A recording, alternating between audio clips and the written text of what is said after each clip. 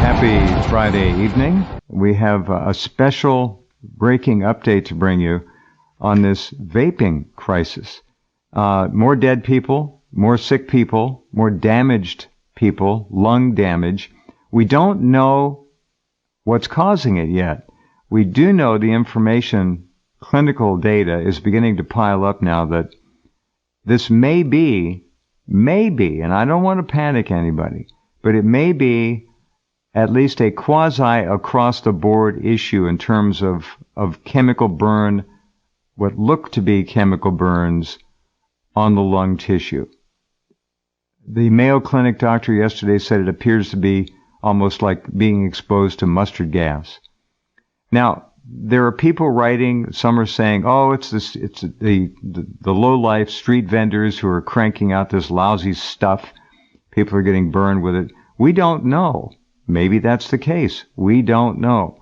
Right now, the best common sense advice I can offer anybody who's vaping, stop. Just stop. Don't vape until we find out what the hell's going on here so we can help you. I mean, can you imagine if this in a worst case scenario was something to do with the process of vaping that literally might impact the lives of millions of people? I don't know. If the lungs are being damaged in a chemical sense, can the body repair the damage? We don't know. You can feel fine and still have significant to serious damage to your lung tissue. You won't know. As long as you're getting enough air with enough O2 in it, you're going to feel like you're functioning okay. So again, this is a very big issue, and I'm very happy we've been able to bring you the information we have, even if it turns out to be incorrect. We're trying, and that's the best as a journalist I can do for you. As a scientist, Dr. Henry Niman is doing the best he can, and he's back tonight very nicely. We appreciate that to help us understand what the CDC is saying in their latest updates. Henry, welcome back.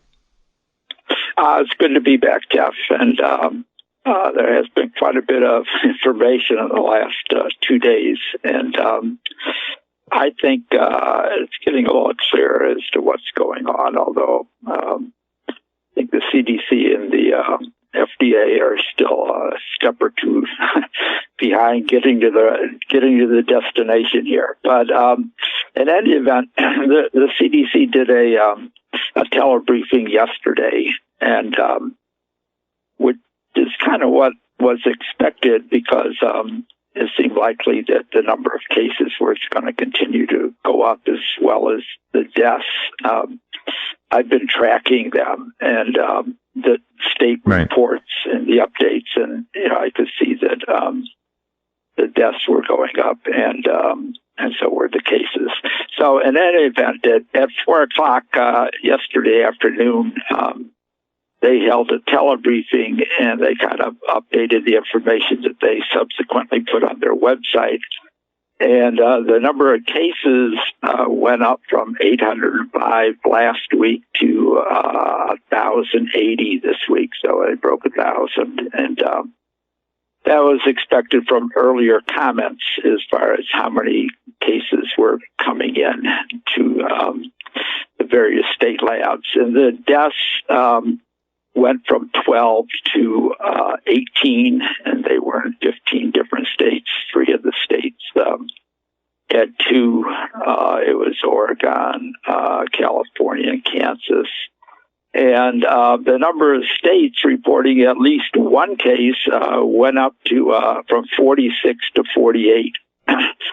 So the only 2 states not reporting any cases was New Hampshire and Alaska. 2 states with not very high populations. And then they gave a little bit of background on the cases, and they said that as far as new cases coming in, it's not really going up and it's not really going down. It's remaining steady, but they called it at a brisk pace. So essentially the number of deaths, new cases coming in is similar to what has been, and that's there's been over 250 cases each week in the last several weeks. And, over 250 and added each week. Okay, in the last several weeks. Got it. Right. I mean, it went from 805 to 1080 this week, and the week before it was, I think 530 went up to 805. So, it's getting between 200 and 300 a week. And they also warned that there would be more deaths reported, that they've already confirmed some of them. They just haven't entered them into the database. This would have been through Tuesday is what the report would have been. So any deaths they got on Wednesday or Thursday wouldn't be in the report or in their discussion. And then they said there were, in addition to the ones that have already been confirmed, there were additional ones that were suspect, and they're waiting for some test results. But there are more deaths from the ones that aren't confirmed yet. And then they took questions after that. And one of the other things they mentioned, which I had mentioned earlier, was the age of the deaths. They averaged 49.5. So the deaths were significantly older than the population that was coming into the hospital. So the younger patients were generally recovering eventually, and some of the older patients were dying. As far as what's public, the youngest fatality, I think, is 27, and the oldest is over 70. So, Wait. That's the youngest fatality so far, a 27-year-old? That, from what's as far public, as we know? Yeah. But that's most of the deaths, other than the most recent ones. It takes a little while. While the numbers are low, they don't like to give out a whole lot of information. And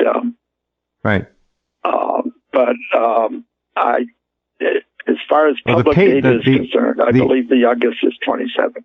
The age of the patients, i.e., those who have been diagnosed as clinically damaged by vaping somehow, ranges from teenagers up to the late 60s, 19 to 67 in that one group that the Mayo Clinic was studying. So it does range a full gamut of American citizens. But they are concentrated at the lower end. It's 67% are between 18 and 35, and another 16 or 17% are below 18, and then about 16 or 17% are above 35. So the vast majority, 84% are 35 or under. So the numbers that are over 35 are just 16, 17% of the total. And so it is a younger population that is showing up at the hospital, but the youngest ones seem to recover, and the deaths are concentrated in the older patients, and females were overrepresented in the deaths. So about 70% of the cases were male, but they didn't give us the exact breakdown. But it was okay. You said something important there. The younger ones seem to recover. Now we don't know if the younger ones have these discharge. Yeah. Okay, that's what I needed to hear. We don't know physically if they have recovered from, let's say they have these chemical-like burns. We don't know if that's healed. They've been discharged, i.e., they're termed clinically, I guess, non-clinically, but administratively as recovered. So they're discharged. All right, got it. Right. They're out of the hospital, and a lot of the states gave the numbers on that, a lot of them, they had a pretty high percentage of the cases they were reporting. But remember, there's a lag on all of this information. So a lot of times, by the time they actually acknowledge the case as being a probable or a confirmed case, they are well on their way to recovery, as in able to be discharged. And so see, that's an unfortunate word to use in these cases because we really don't know if they're recovered or not. Okay. Well, it's for the sake they've been discharged. That's fair enough. That's the way it ought to be. That should be corrected. Tell your friends at CDC to use discharged. Well, they actually. Well, they didn't even get into that. I'm just giving you that off of what I read at the another question. State sites. Okay. Another question. What is the general profile of symptoms that we're seeing that would cause someone to be, other than vaping, admittedly, to cause somebody to be judged a potential patient, damaged patient? What are the symptoms? Shortness of breath, pain in the lungs, dizziness. What are we hearing? They have shortness of breath. They do have, can have pain when they take a deep breath, and a lot of them are coughing initially, and they just have trouble breathing, and and usually they end up going to the doctor. They don't start out in the hospital. They go to the doctor, and the doctor thinks they've got some type of lung infection or something, and they give them some antibiotics or something, and then they send them home, and they come back 4 or 5 days later, and they haven't gotten any better. If anything, they've gotten worse. They haven't stopped vaping.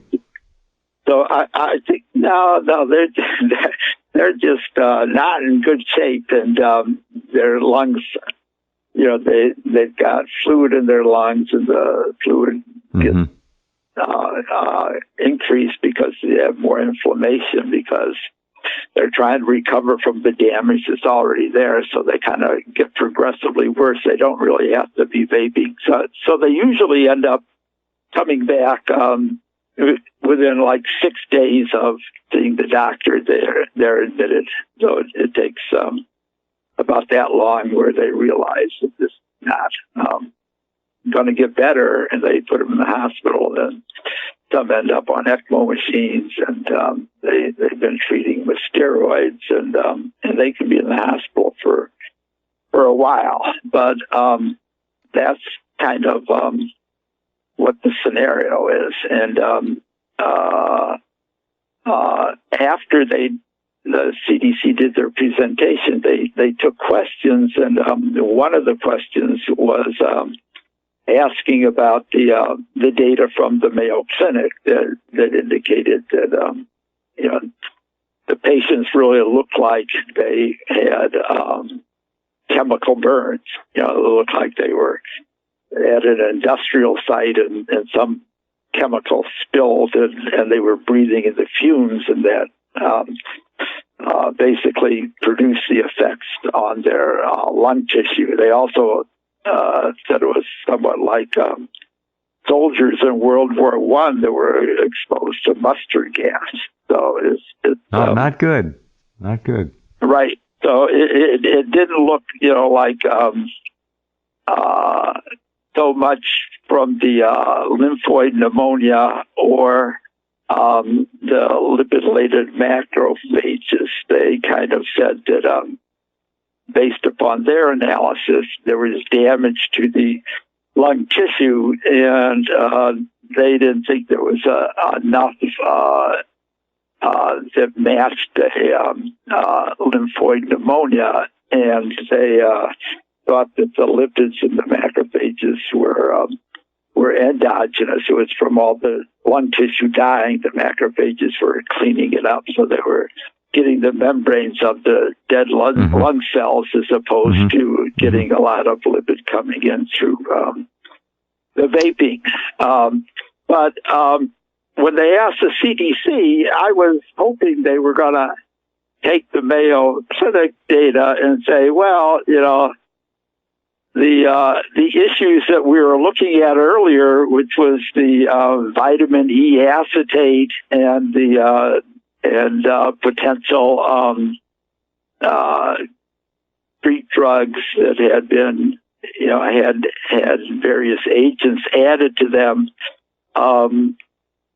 They didn't really talk about that. They just talked about the fact that they appreciated the study at the Mayo Clinic, and that their take on that was that the patients may have permanent damage. So, because of the chemical burn nature of the insult, how well they were going to recover from that, they really weren't sure. So they did raise the possibility that the damage that's being done to these patients is not something that they're going to go home and a week or two later they're going to be back to normal. We're talking about permanent lung damage, possibly.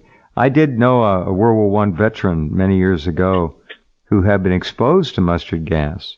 And he was in his 80s, and he had lived a life of disability and, had difficulty breathing still his whole life. He never recovered from it. Chemical burns are not something to be dismissed under any circumstance. Here's a paragraph from, what is this? Let me look in here.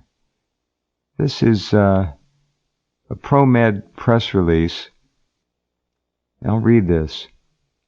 The exact cause of the illness is still not known, although CDC officials have been referring to, quote, chemical exposure, end quote. The culprit could be one or more ingredients in the vaping fluids or a toxin released from the materials used to make vaping devices. Remember, that goes back to our lead solder concept, right, which contain heated coils that vaporize fluids or other substances. Many of the ingredients in the products are unknown. Quote, I wish we had more answers regarding the specific harmful products or components that are causing these illnesses, said Dr. Shuchat. She added, I think we have the feeling right now that there may be a lot of different nasty things in e-cigarettes or vaping products, and they may cause different types of harm to the lungs. So this may be a panoply of things, not just one. We don't know.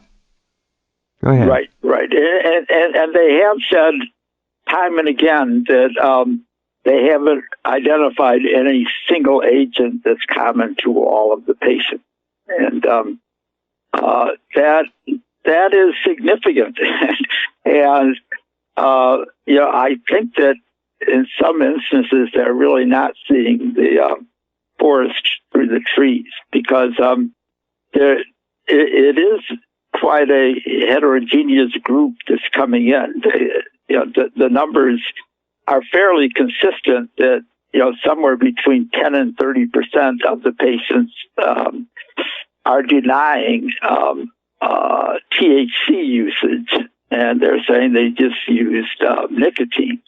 And even of the ones that are using THC, some have this vitamin E acetate at various levels. There was quite a range. I think it went to from 17 to 80% of the material that was being vaped. That's so it, wide open. It had a big range, but some of them didn't have any. But they all still had the same types of symptoms. They all ended up, having chemical burns. As you mentioned, there were 17 in the Mayo Clinic study, and those 17, only 71% had indicated they had used THC. So 29% of those 17 said they had not taken THC. And of those, that's not really the same set that was done in the earlier study in Wisconsin and Illinois. These 17, 11 came from Arizona, 5 were from Minnesota, and 1 was from Florida. So these didn't overlap at all with the Wisconsin-Illinois group that had the lipid issues. All right. Hold on a sec, Henry. We'll come right back. I hope this is being taken by a lot of you who may be vaping or know people who are vaping very seriously. I wish we had answers. We have millions of questions, so to speak, but no answers yet. The only answer we can give you is that, yes, there are a lot of people who may be gravely damaged by this. How, we don't know. Back in a minute. Hold on. Crisis, and I'll use that word. It is a crisis right now. We don't know how big it is. We do know millions of people do this, and many have done it for many, many years. Somebody wrote me the other day and was very angry that we were questioning vaping. He said it was very important in helping him get off tobacco. I'm glad for that. We're all glad for that. But we've got to realize there's something going on here that is completely indiscriminate in who it's taking down. And these chemical burns can be considered permanent damage until we find out otherwise. We just don't know. So this is no joke under any circumstance. Go ahead, Henry. Okay, and along those lines, the CDC did say that it was, it was a very serious problem, and they also would like to have answers sooner. But they did say that the number of cases is still high, and they mentioned these deaths, and in their total for 18, that didn't include the second case in Georgia, which you had posted last week or so. There was a very detailed case, 52-year-old woman who had been smoking, and then she did start taking THC and ended up dying, and she hasn't been listed as an official case, so that Georgia still only has 1 case listed officially, but her symptoms and history makes it very likely that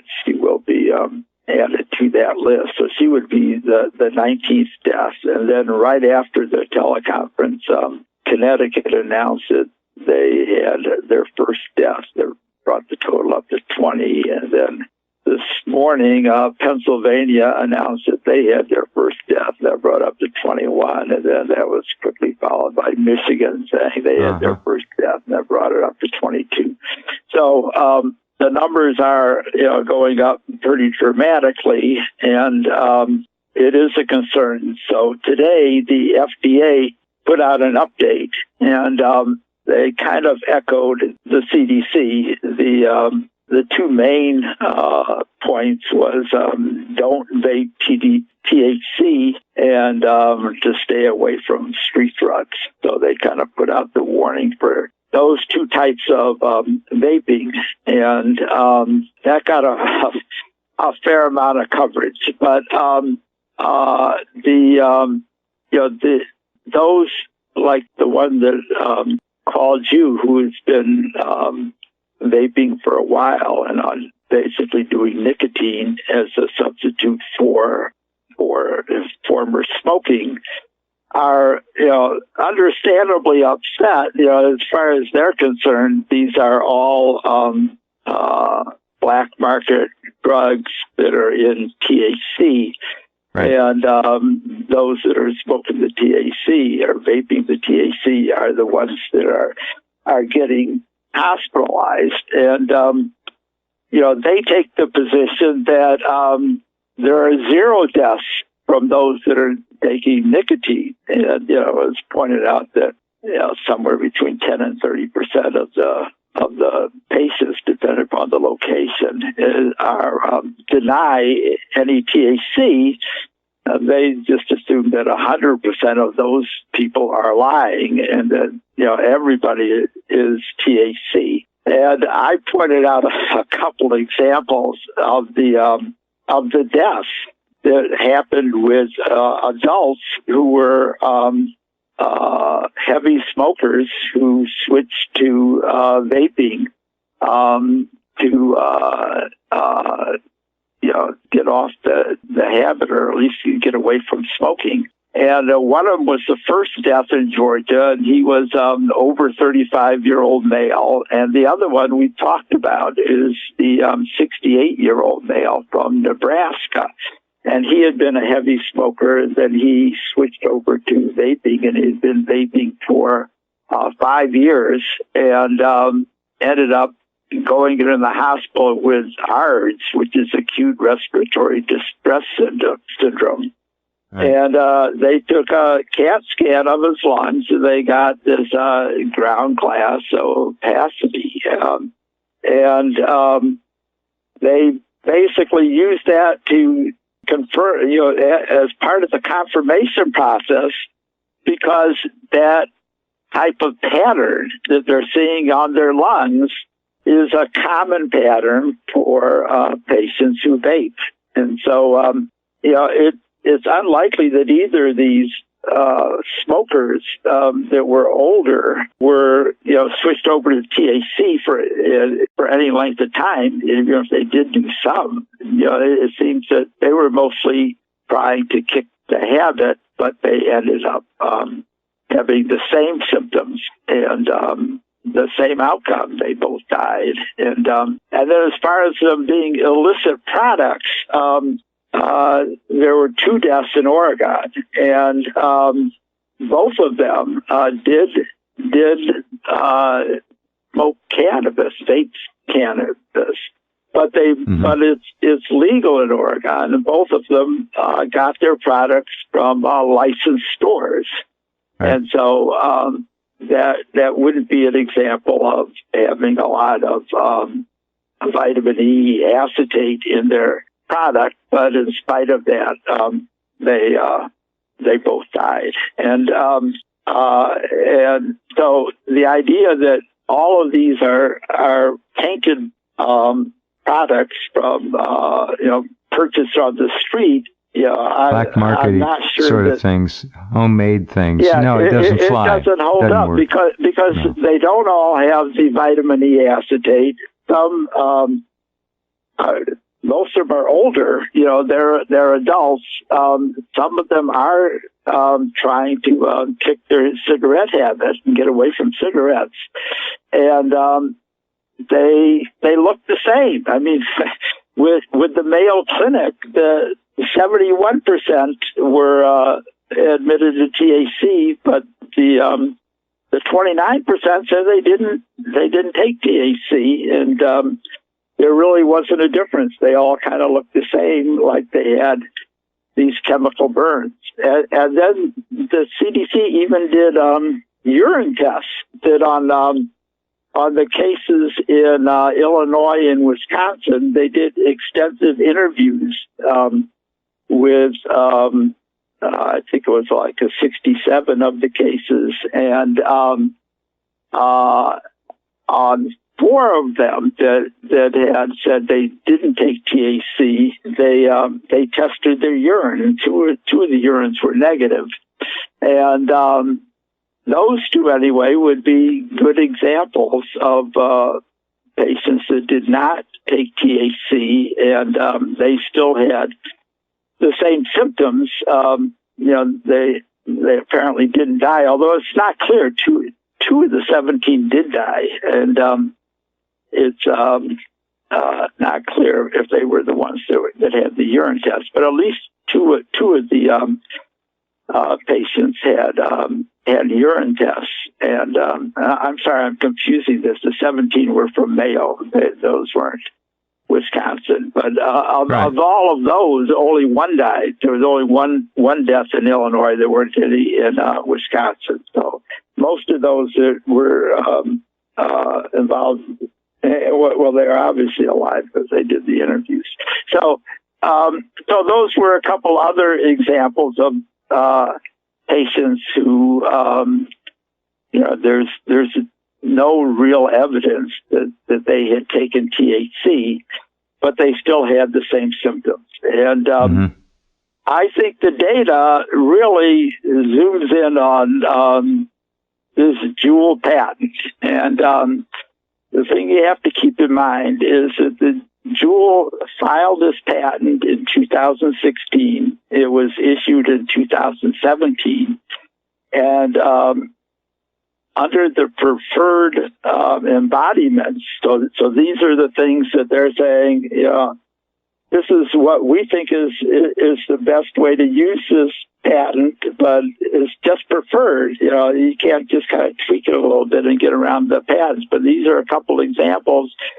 And they talked about adjusting the temperature, and that for the propylene glycol, which is what's typically done in nicotine, they said that it'd be preferable to kind of heat the product up to 180 to 190 degrees centigrade. And for the vegetable glycerol, or the VG, it's also called glycerol, heated up to 280 to 290, which is 554 degrees Fahrenheit. And their device does go up to 290 degrees centigrade, not coincidentally. And wow, that is the preferred temperature for THC or CBD. And translate that to Fahrenheit, Henry, please. 554. Okay. So THC and CBDs are both hydrophobic, and they do better in the glycerol solution as far as being soluble. And so that's a preferred temperature for using, vaping THC or CBDs. And it's adjustable, so you can kind of crank that temperature up regardless of what kind of cartridge you've got in, even if you got the propylene glycerol. And they kind of came on the market kind of at the end of 2017, I think. And if you go through the numbers, it takes a while for them to catch on. So they're just being introduced in 2017, and they get to be more popular in 2018, and then you gotta smoke it for X amount of time to do enough damage to your lungs so that you can't breathe, and you go to the doctor, and they end up putting you in the hospital. And if you look at the CDC chart, they did have cases in the spring of this year. They weren't nearly as high. They got a big jump in, I think in June and July, they started to go up. But they did have cases that go all the way back to the spring. And, you just need a lag of 1 or 2 on the case epi curve, 1 or 2 years on the case epi curve for the patients, and 1 or 2 years early, you probably have a kind of similar curve on the number of newer devices that allow the temperature to be adjusted. And I believe that now that's all that's out there. That whether it's Juul or any other device maker, generally, if you go and buy a new device, you're going to get a device that allows you to do this temperature adjustment. And if you are vaping THC, you're going to have it at the higher end because that's what you need to vaporize the base, which is vegetable glycerin, or VG. So to explain what's going on, you really need something that cuts across all the variations that are out there. Because when you look at the patients, even though more of them have taken THC than nicotine, there are some fairly convincing evidence that some of them are just taking nicotine. And there's also strong data that of those that are taking THC, some of them basically bought them at a dispensary.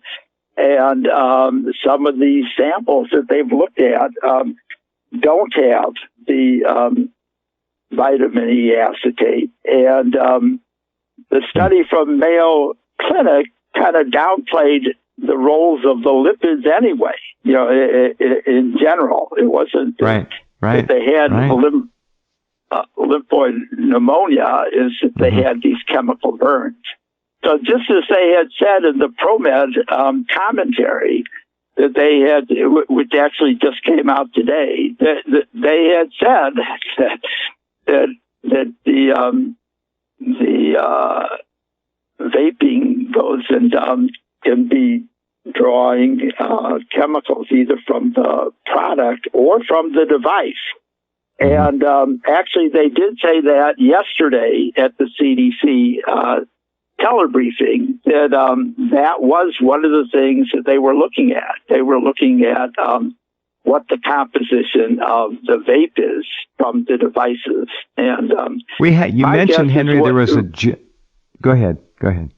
I was just going to say, my guess is that what they see in that vape is going to vary depending upon what temperature they're vaporizing everything. And, that's a very logical assumption. You mentioned there was a jump.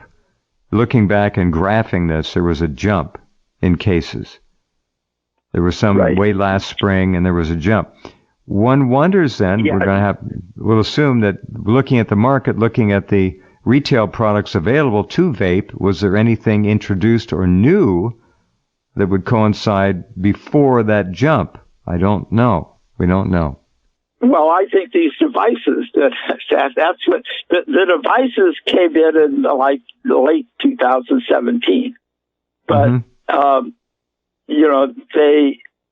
they would take a while to be a significant part of the market share. And then they would take a while after more people started using them for the lung damage. So that's what I'm saying. There's a lag between the introduction of the device and patients showing up at the hospital. Well, that makes perfect sense, of course. Yeah, you'd expect that.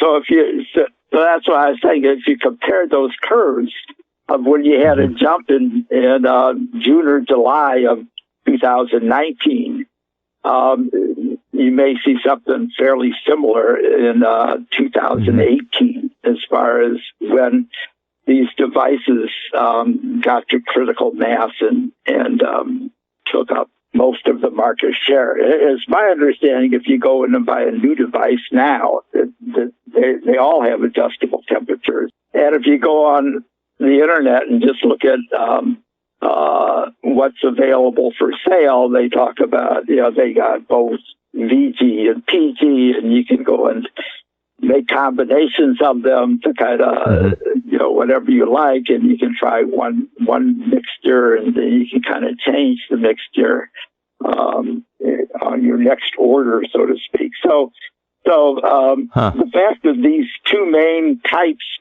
of substance, parts are available, and you can kind of mix and match and put them together at different combinations. They would only work if you had a device that could go up to this higher temperature. If you're going to sell these different combinations, they're going to work best at specific temperatures. Different temperatures are going to be used for them. And if it's all 100% vegetable glycerin to basically get it in the vape form, you're going to have to heat it up to 290 degrees centigrade or 554 Fahrenheit, because that's what the boiling point of that compound is. Pretty darn hot. And that's spelled out in the patent. I mean, these numbers are there, and it all kind of fits together because essentially that's what you need to address the data, which is that you really have the same types of symptoms in people that are vaping nicotine as well as people that are vaping THC, regardless of whether it's bought in a store or bought in the black market. So, the fact that they're recommending don't vape THC is probably a good idea, because if you're vaping THC, you're going to be using it at the high temperature. So it doesn't necessarily have to be because there's black market types of chemicals in there. It could very well be that simply heating up VG and insulting your lungs over and over with that it produces problems. And actually, in the ProMed, they mentioned that the vape was a little warmer than the body temperature, and the lungs are kind of sensitive to that anyway. A little warmer, 520 degrees. Well, that's what it is in the device. We don't know what the temperature of the vape is as it comes out of the device either. Right. Well, that's what they're talking about. They're talking about the vape is being slightly higher than body temperature, is what they were saying.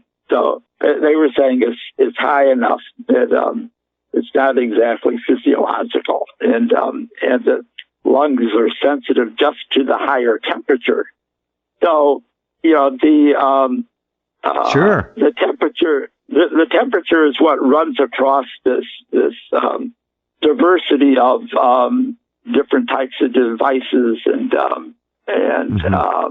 I have a feeling that that's going to end up answering solving the mysteries. That the ones that are in the hospital are the ones that tend to use the higher temperature, but there's going to be variations in the population anyway. There's, like I said, the deaths are more females than males. The cases, though, are more males than females, and again, that mentioned earlier that might just be the males that want to get a more vape in a single.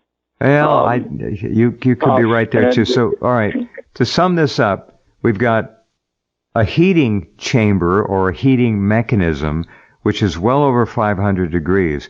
We don't know, I've never seen any data about the actual temperature of the vape itself as it leaves the chamber or whatever it leaves to be inhaled. It could be 200-300 degrees in some cases. I don't know. Slightly higher than body temperature. I mean, people are going to get burned. Yeah, that's what ProMed said. I don't know for sure either, but that was their comment, that it's slightly above. If it's cooked in a 520 degree environment to turn it into vapor, and it's released almost instantly for inhalation, what's to take that 500 and some degrees down to maybe 120 degrees, just slightly above body temperature? What is there to take that temperature down? Nothing. Well, so yeah, I've never done it. I have no idea what it feels like and what it is. I'm just telling you what. No, that makes three of us. What they said there, but the temperature, I think, is going to be the key to this. And there may be a lot of garbage, toxic elements and components in these products too. And so there may be some variety, but what struck me was that no matter which of these populations they talk about, the numbers are the same. That somewhere between 10 and 30% say they didn't take THC, and the effects are there seems to be a lot of consistency, both in the symptoms they come in with and what they look like under the microscope for a pathologist, and what they look like in a CAT scan, and what kind of outcome they have, and the patients are still coming in pretty regularly, and I think the timing is kind of the introduction of these devices, and you get a 1 to 2 year lag on it, and so that why all of a sudden there's an explosion of cases. And I think it might be more common in the U.S. also for smoking THC and having it to higher temp. All right. Thank you, Henry. There we go. That's it. Yeah. Well, we'll be back on it next week again. There'll be new statistics and figures coming out, dead and cases, so we'll find out. Thank you again very much. Okay. Have a good weekend. Take care. Bye-bye. You too. All right. Okay, there you go. Make of it what you will. We're on it for you, though.